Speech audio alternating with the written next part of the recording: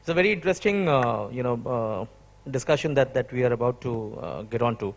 Uh, we're looking at an environment where devices are leading this entire OTTV transformation, right? I mean, devices have become the core of this transformation.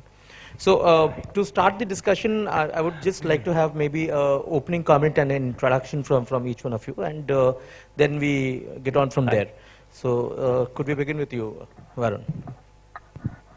Hi. So I look after the revenue for digital at Republic TV. For us, we are very different from an OTT or the way we look at it. But however, we work closely with all the OTTs and the video platform, and we look at it in a different model altogether. Probably we are the only news channel which is available across all the OTT in terms of live feed consumption standpoint, right? We are there on Hotstar, Sony Live, Z5, that is OTT standpoint. Then we have non-OTT, which is Paytm, Just Dial, Daily Hunt. Then OEM, Samsung, Xiaomi, right? And our Teleco, which is Vodafone, Jio, and Airtel. Quite a drastic or extensive partnership what we did across all the platforms. And that is really working in our favor because we believe that news is consumed when the user want to consume it or when they want to access it, right? And we have to be available across all the platforms where users are available.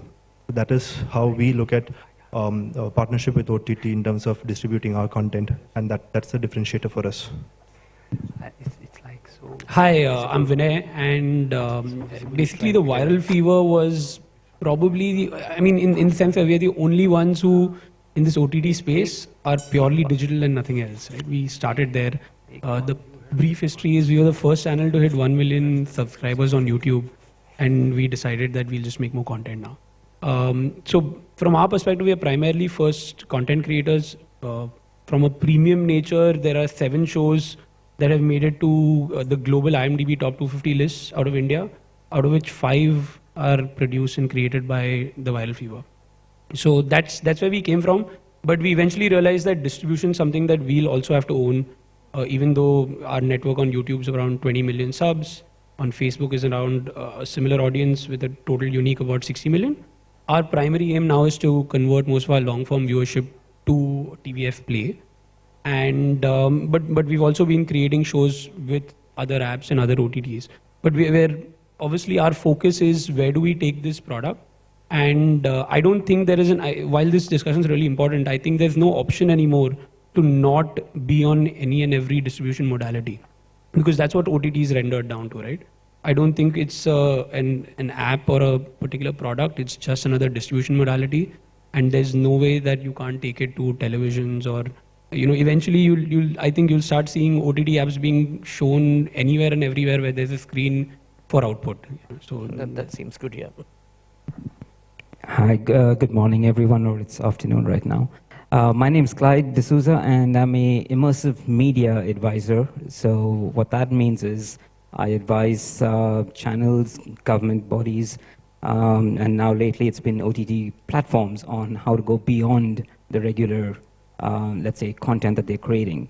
I mean, Netflix actually got the ball rolling with things like interactive, but this is taking immersive media one step forward on OTT, and OTT, as we will see, is the ideal platform for going beyond, just linear, passive, one-way communication. So that's what I do. Some of the previous clients in India were Times Television for immersive journalism. The government of Singapore has been a client of mine for that. And now, right now, I'm actually here with another OTT platform. It's under NDA, but it's going to take their app beyond just linear consumption into the interactive space. So that's what I do. Hi, I am Karan Taurani from Elara Capital. So I do the media research at Elara Capital, and we do research on the entire sector. We cover TV, OTT, exhibition, radio, print, all these segments. Basically, we advise mutual fund managers on investment into listed media entities in India. And we write research reports, and we do a lot of in-depth work in terms of the media sector. So my view basically here is that, OTT is the next big thing and cannot be avoided, given the certain demographics which are there there in India today. TV consumption won't definitely die down. There's still a lot of time for that to happen. But definitely the viewership will get impacted, the ad growth will get impacted, but OTT will be an additional thing, an add-on thing in terms of viewership which is there. And in terms of partnership model, I'm still of the very strongly believe that telco is going to be the big game changer in terms of partnership, because as per data which clearly suggests almost 65% of your OTT platform consumption happened through telco bundle plans basically. So telco is going to be a very, very big enabler in terms of driving the scalability factor for these OTT players. So that's roughly the view which I have as of now. Wonderful. So Karan, I think we would have one of the initial points from you, since you are the person with a lot of data, with a lot of numbers at hand. This entire device relationship and OTTV, we are very heavily skewed towards mobile in India. How do you see it growing towards the TV, bigger screens, or do you see different kind of a dynamics happening in this country as compared to how it has happened across the world? So basically, if you see, the content is king over here. So you really need to have that kind of content for which you will actually, go to a TV screen or invest in a smart TV or probably watch on a smart TV. Now, if you see something, why globally this is really picked up massively and why in India that's not picked up, one big reason is the cost of smart TV. I think it's the affordability factor as well. So people can afford to buy a smartphone of 5,000-10,000 rupees, but smart TVs prices have now come down in the last 1.5 to 2 years after Xiaomi is coming to the market. But prior to that, smart TVs were an expensive proposition. So one thing is the price part. So I don't think everybody would be open to buying a smart TV until the prices don't collapse further from here on. The second part is basically the personal viewing engagement which is there. So on a TV, basically when the TV is there in a household, you can basically watch, and probably there can be other people who can watch on a particular screen as well. But when you have a mobile screen, it's more of personalized viewing, more of personalized consumption which is there. And that is something which is really going to have, that's how basically mobile will have an edge over TV. That's also one more point. The third big point is the infrastructure and the data part. So as you know, the kind of bandwidth required for viewing a content on TV versus on mobile phone is almost 2 to 3 times. So you don't have that kind of bandwidth in India today. I mean, the broadband penetration in India today is almost about 10% versus the mobile internet penetration, which is almost at about 40-50%. So there's a big mismatch over there. So unless this problem of data is not solved, I don't see the consumption getting higher on smart TV of these OTT platforms. Now, the only one way how things can change and how the content can be viewed more on smart TV is probably by the launch of Jio Fiber to Home, because they are right now planning some really big game changers in terms of offering data at cheap prices and offering really high-speed internet. So if that proposition actually comes up very well, and if that becomes a big success, that is the only way you can actually consume content on smart TV. Also, one big game changer over here is going to be basically the kind of content which is being made. I mean, you look at all the web series which are being made for India across Netflix, Amazon Prime, Alt Balaji, everywhere else. I think 80 to 90% of the content is something which does not require a smart TV. You can just view it on a tablet or a mobile phone alone. So unless you don't have more of high budget web series like Game of Thrones, Sacred Games being produced on a regular basis, I do not think people will go to a smart TV to watch that kind of stuff. I think they'll be happy with a mobile phone or a tablet and just consume the content on that. Okay. Yes. Yeah, I would like just to add a bit to it in terms of you're talking quite a lot about telco. There is one part, because as you rightly mentioned, that penetration of internet is predominantly mobile, right? One part, what we miss out is the OEMs, because OEMs plays a vital role in terms of carrying the content. Now, Samsung, Xiaomi, all the handsets, they started their own OTT platforms, right? So they, from my personal experience, we look at the counting day, the numbers, we reached out almost 135 billion watch minutes on 23rd of May, because that was a counting results day. And we've seen OEMs given, like Samsung here, so he can probably comment on the number. Our numbers on the OEM, Xiaomi plus Samsung is put together is higher than what we reached out to Airtel and Vodafone, right? So that is something which most of the OTTs and content distributors miss out, because they are also a potential partner, how we can look at it, right? So in our case, the 3 things what we look at is, as Karan rightly mentioned, the quality content, that's quality of content. Second thing is accessibility of the content, and third thing is experience for the user, because the 3 are the key pillars for the user acquisition and the stickiness to the platform. Wonderful. So, I mean, we have moved to two areas, right? I mean, you stressed upon the fact that telcos are like at the core of the customer acquisition, and I think Varun also talks about the OEM partnerships. We have a core content person, Amidas. So, what are the kind of partnerships when you'd be looking at in terms of? Yeah, I mean, expanding? I think there's two aspects of any kind of television. We're trying to focus on TV, so that's why. So there's want and perception, right? Right. So firstly, all OTTs, right? If you're not on every device where streaming is possible, you're perceived as a smaller player, right? So the moment you have any paid device, if someone's buying a subscription, trust me, if you're not on a Fire TV, if you're not on some smart TV, you will get customer complaints. You will get people saying, why are you not on these devices? If I'm, and that's because of how the market's perceived.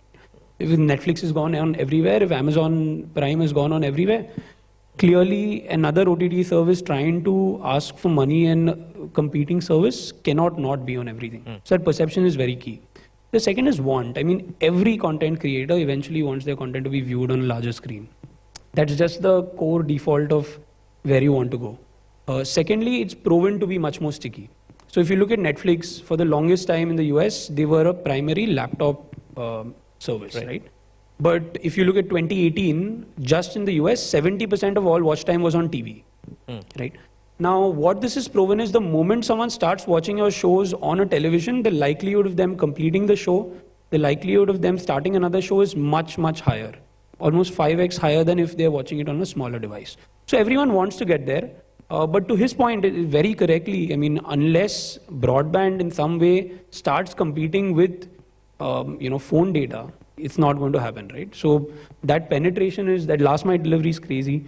And the moment that's solved, I think it'll happen kind of overnight, just like how, mobile apps kind of were overnight, right? If you look at the pre-2015 numbers to now, nobody would have seen this coming until like Jio actually went out there and completely disrupted that space. So I think that the moment someone disrupts broadband, will TV apps become very, very key to actual numbers? Yes. As of now, it's still more of a perception and a want thing that we want to be there than actually really mattering. I don't think any OTT in India has more than 10% of traffic coming from TV as of today. But that will drastically change if these other factors numbers even lower. Correct. I mean, it depends on service to service. I'm sure that a more premium service like a Netflix will have a much higher penetration there, as opposed to somewhere where the videos, the production qualities are like anywhere between the 50 to 1 CR into budget. Wonderful. So, Clyde, I think you've been listening to this entire conversation with a lot of inputs to give. So, where is the entire technology standoff in this? How is technology partnering this entire revolution, and what kind of strategic partnerships are being built? So what's there currently right now is like, okay, smart TV is one of the arguments, right? So what makes a TV smart? Usually it's the internet socket that's behind it, or it's the apps that are on it. But everyone's talking about how until broadband comes in on that thing, the fact is that people are actually watching it on mobile. So right now you can definitely screencast. You can buy a dongle, which is like about, I don't know, I think last I checked was 400 or 500 rupees on Amazon. And suddenly your dumb TV has become smart because you're casting to it. So that's one area. But what I'd like to go is beyond that. It's like when we talk about partnerships with, is what the panel is about partnerships and how we go forward. To me, if I were to ask you, like, who is the biggest, let's say, OTT platform out now? There's going to be a varied thing, Netflix, there's probably YouTube and stuff like that. But I would think that I would like to put this argument that the biggest OTT platform right now is something like Instagram or Facebook. And the reason I say that is because we've got mobile, we've got two-way communications finally that we did not have in linear TV. We have a back channel to the audience. So I would say the partnership that should be done is with a platform that can offer you something that you can build community on. I believe that most of the OTT platforms are going to go to waste. They're either going to be absorbed in by the big sharks, or they're going to go to waste because it's still copying the linear broadcast format. It's just being dubbed onto OTT. No one is thinking of that back channel. If I'm looking at, let's take a news show. The audience wants to know, if there's something on there, get a back channel in, get people chatting on the side. Use the mobile phone as a second screen to what's playing out on TV. Right. And that's possible on, like if you integrate the Facebook API into it. If you integrate the Facebook API, you can get your friends list in. So you're watching a TV show, you want to get hardcore on it, you can bring in there. So these are the partnerships I'd like to see develop that's beyond currently what's OTT, for example, to take it one step further, Netflix already has a VR app. So when we're talking about watching, let's say, there's a nice rom-com out right now on Netflix, which is really worth watching, the Ali Wong thing. And I did not watch it on a 6-inch screen. I have a portable VR headset. And for me, I watched it on a 100-foot virtual screen on the way to the airport, coming in here. So I had that big screen experience, like earlier in the panels that we're talking about. So when I think about partnerships, it will be partnerships based on this, on devices that can enable, for example, big screen. But I'm going too far ahead, so let's move on to the next question, probably. Is it too far, or is it just at the anvil? Is it? Well, Netflix already has a VR app. So, for example, if you have a VR headset like the Oculus Rift and stuff like that, I know that or the Oculus Go, which is like $200 now. It's coming down. And again, that opens up a whole different question, because like last year I was here talking to most of the CEOs and the CCOs of all the big OTT platforms. And it was like it just flew beyond them. And that was like 1 year ago. And today, it's like everyone is jumping onto it. In fact, 2 of the clients that I've gotten right now want to take their app into the next level. But what I'm getting at is that, so Netflix has a VR version of their app. Now, in the VR version, you sign into your same Netflix account, and you're actually literally seeing stuff like on a 100-inch virtual screen.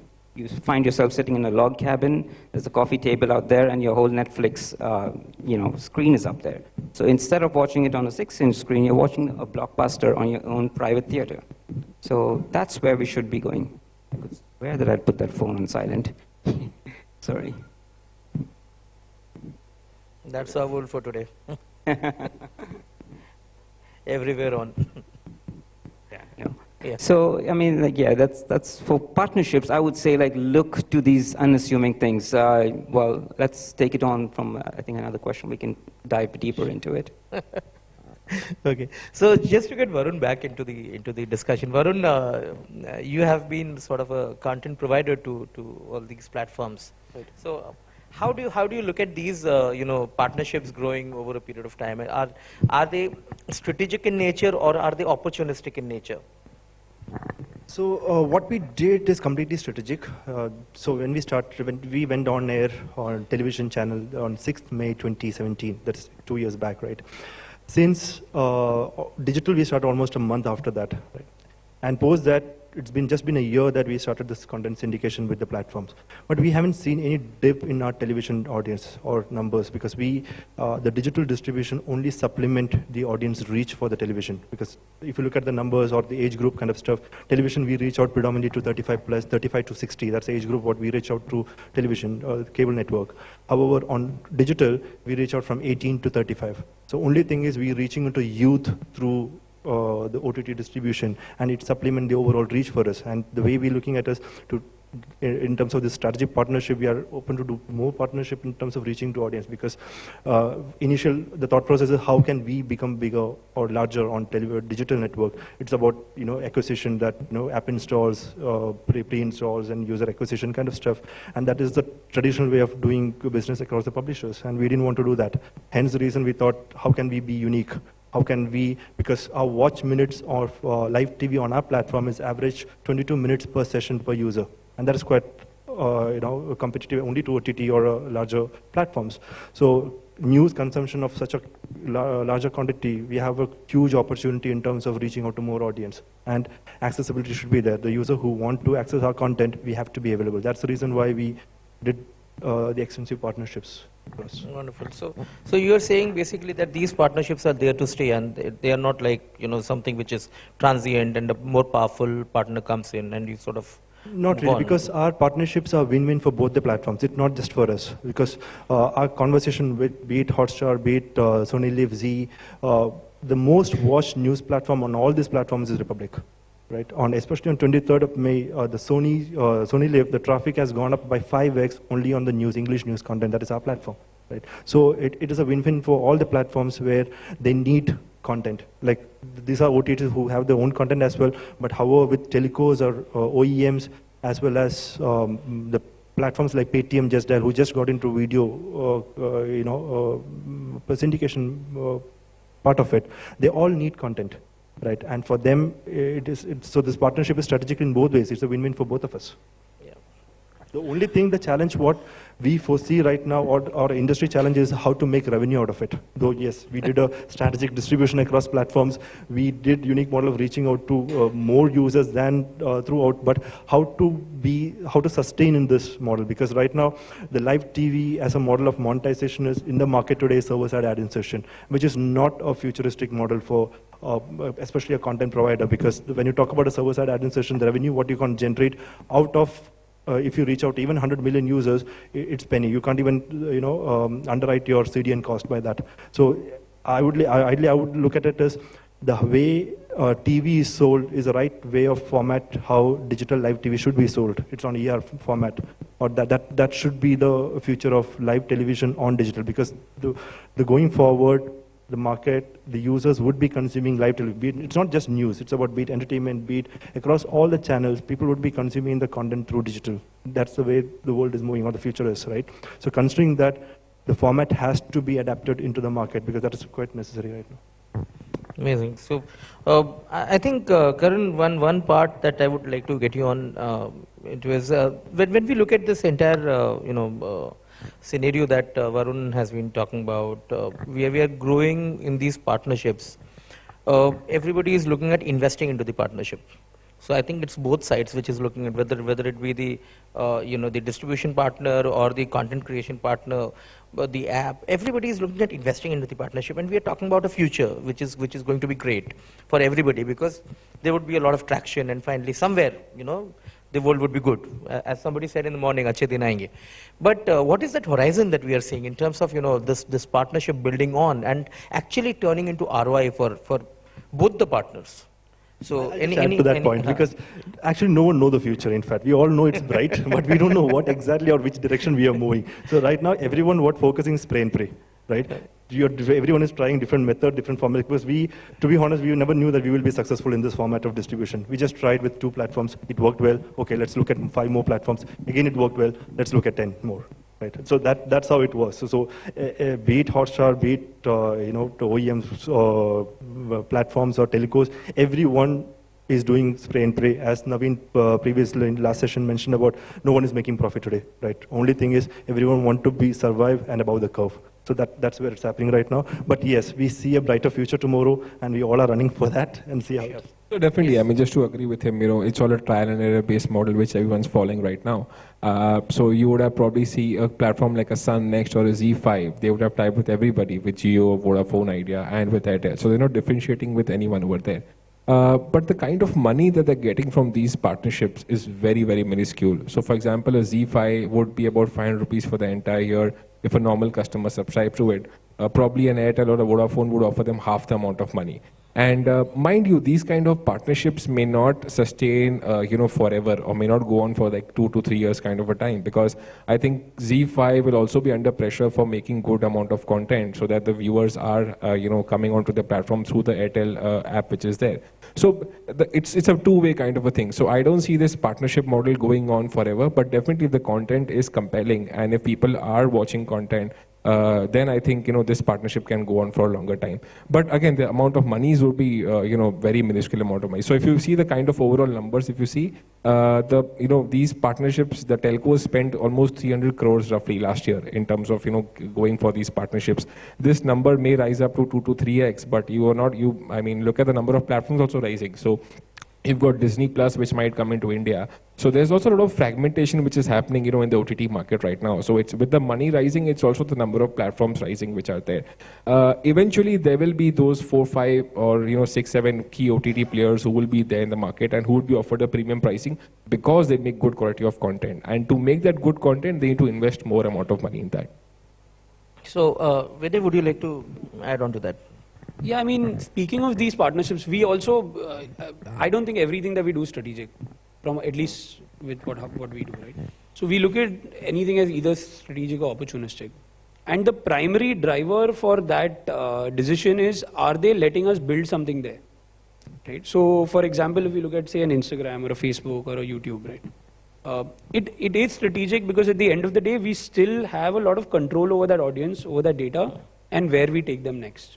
So, like, YouTube does not have a problem if after we've created a subscribed audience of 20 million, now when we say this show is only exclusive on Play, go there and watch it, we can do that, you know. So we have some control over that audience.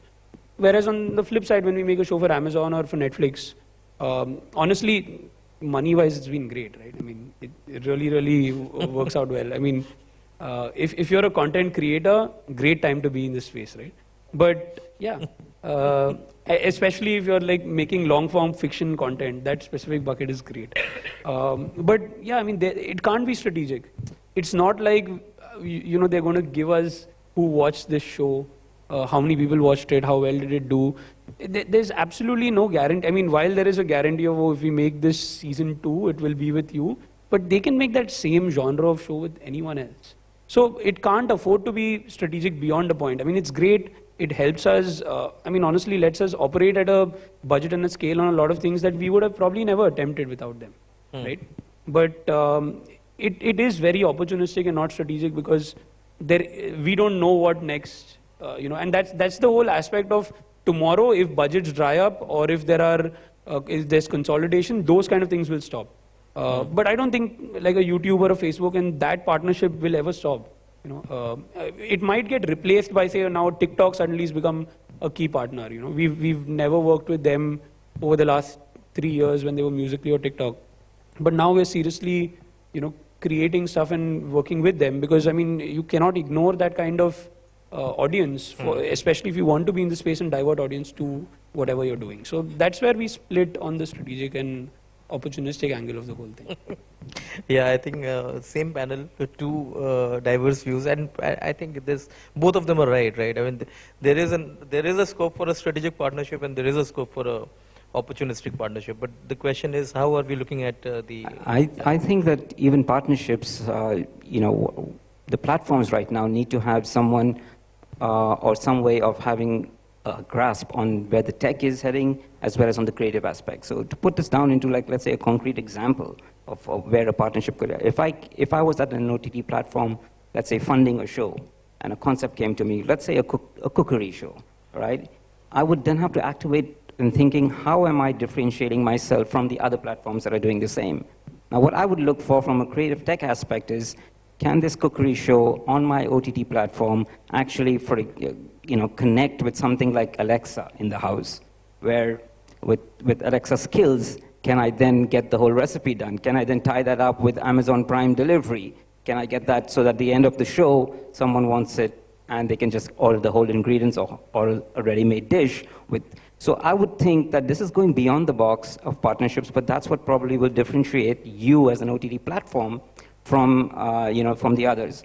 And I'm not talking out of thin air because, for example, ZTV right now has got a patent. I don't know if many of you know that, but it's in the US. They actually have a patent, and if you go through it, it looks like they're looking at a set-top box that will have content that is played on through the set-top box and can go into multiple areas, into haptics, into experiencing it beyond the TV screen.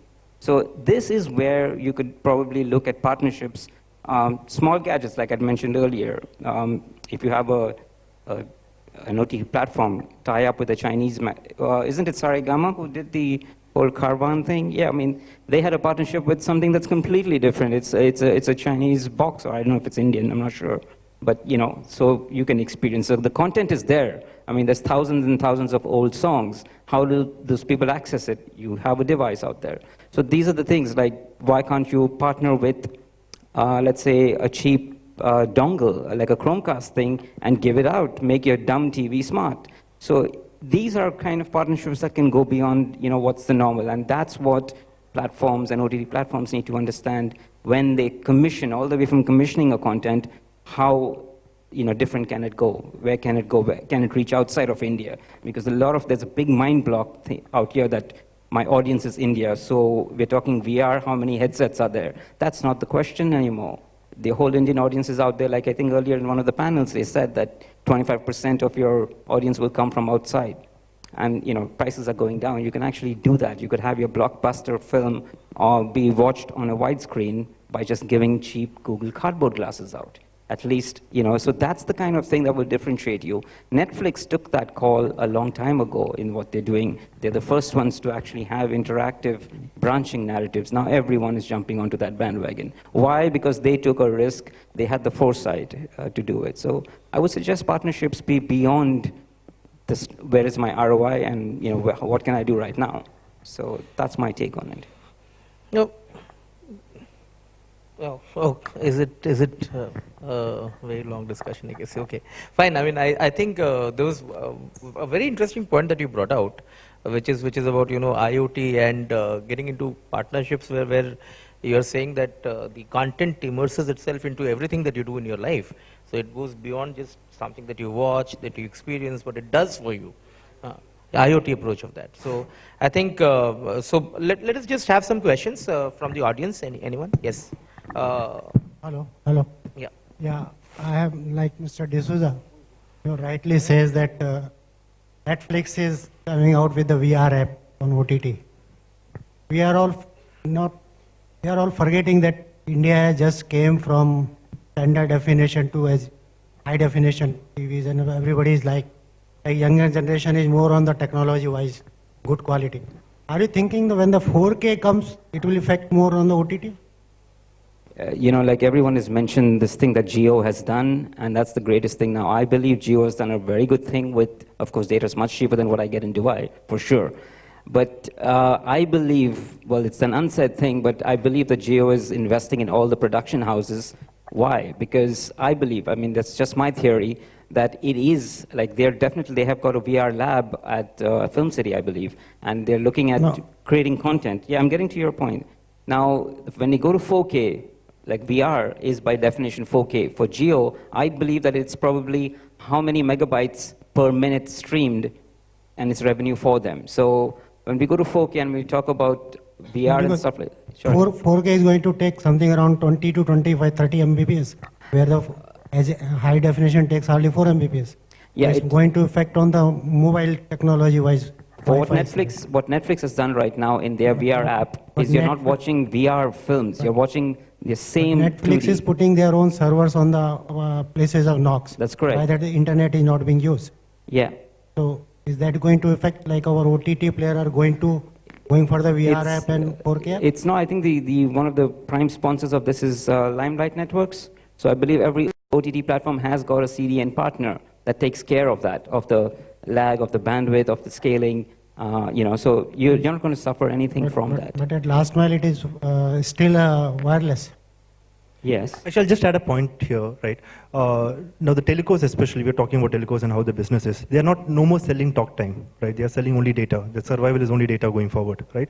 Considering that, why their Vodafone Play or Airtel TV is existing right now is they want consumers to use more content for them to build the user, right? So considering that, all the telco predominantly will be pushing more 4K because they can get more bandwidth consumed by the consumer. But it should be available also on a rate, because India is a heavily cost-driving market, or the but India is the cheapest market in data today, across the world. But still people find it is very costly if you buy the 10 Mbps in say 500 rupees a month. No, but that wouldn't be the case. If that is the case, you wouldn't have 2 million subscribers for Netflix today.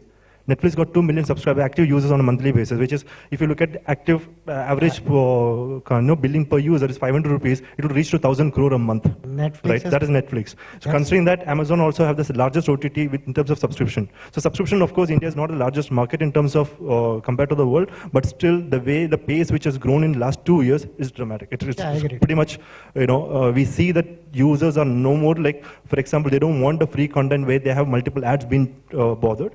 They want content which they want to consume as per their convenience and as per the way they want to consume it. So you already see that the change which is happening, and it's only just the time which you want to change. So you mean to say that when 4K comes in OTT, there is going to put up more pocket hours? Yes, exactly. So you mentioned about Netflix. Netflix 4K, the package is all about having 4 devices as well, right? So if I'm connected right now, I'm using Netflix on my mobile as well as my TV. Now, if I want my wife to use it or my kid to use it, and if they're using a separate device, I might upgrade my subscription package into 4 devices, which by default is 4K, right? Thank you. we're running short of time. Any other question? I think we can address to the panelists offline. Yeah. So. Yeah. Uh, Okay. yeah. Good. Thank you. Great. Thank you, guys. Passionate discussion indeed.